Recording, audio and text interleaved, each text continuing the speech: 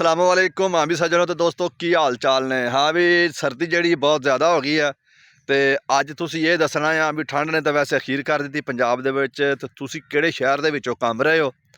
तो एक होर बंदा मैं अज तुहानूं विखाउणा आ प्योर पंजाबी, क्योंकि उन्होंने उर्दू बोलनी नहीं आउंदी तो फिर काम हो जाता साडा खराब।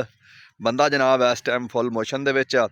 सर्दी जिहड़ी आ ना वो भी अपने अरूज दे विच आ ते ताज कहंदा भी मैं भी जिहड़ा ना काम जरा ना बंद कोई नहीं करना है। घर वाले घर टिकन नहीं देंदे हैगे ते बाहर कढ़ देंदे आ जिन्नी मर्जी ठंड होवे। आ तुसीं वेख रहे होगे आ बैठा पिछे, हुण इहनूं पुछदे आ भी कदों दा तूं आया ते किन्नियां क जनाब तूं टोकरियां बनाईयां। टोकरियां दे ना तैयारियां कर रहा या छुट्टियां छुट्टियां कट्टी जा रहा आ।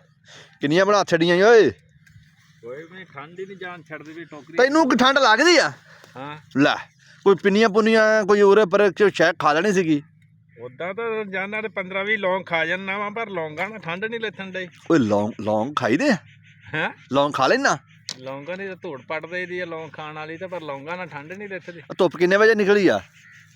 धुप्प तो हुणे निकली आके आ देख सकते जनाब। फिर नेरा हो जाना। मेरा रंग उदा दा आ जिहड़ी निकलदी नहीं नहीं तेरा रंग बड़ा गोरा चिट्टा आ। तेनू वेख के धुप्प दा की काम आ भी धुप्प जावे। तो जनाब सर्दी जिहड़ी है ना बहुत ही ज़्यादा आ। मैं तो हुणे बाहर निकलिया, मैं भी ताज बैठा आ तो ताज नूं वेख आवां तो बस हुण सूरज निकलिया ही आ तो उस तो बाद हुण माशाअल्लाह शाम होने वाली आ। तो ताज एवें बैठा लैके जिवें माइयां साग कट रही होंदियां आ, उवें दात जिहा लैके बैठा भाई।